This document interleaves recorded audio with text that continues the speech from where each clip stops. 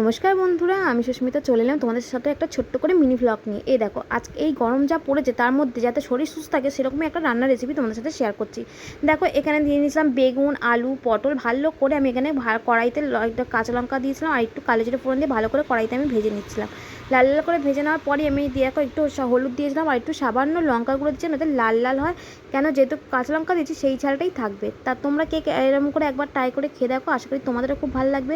আমার মা এরকম রাত্রেবেলা যখন রান্না করতো খুব তাড়াতাড়ি করার জন্যে, এই রান্নাটা করতো না, গরম গরম এই যে বেগুন আলু দিয়ে ঝোলটা এত ভালো লাগছে না, কী বলবো, সত্যি কথা। আর আজকে আমিও তাই ফার্স্ট টাইম ট্রাই করলাম, তোমাদের সাথেও শেয়ার করলাম। আর সত্যি খুব সুন্দর দুর্দান্ত খেতে হয়েছিলো গরম গরম ভাতের সাথে এই ঝোলটা। তা তোমরা যদি এরকম তরকারি কেউ খেয়ে থাকো অবশ্যই কমেন্ট করে জানিও। আর যদি কেউ নাও খেয়ে থাকে একবার ট্রাই করো, আশা করি সত্যি তোমাদের খুব ভালো লাগবে। এই নিরামিষ রান্নাটা, এইটা নিরামিষই, এটাতে কিন্তু পেঁয়াজ টিয়াজও আমি দিইনি, মশলা বলতে শুধু জিরে গুঁড়ো দিয়েছিলাম, ব্যাস।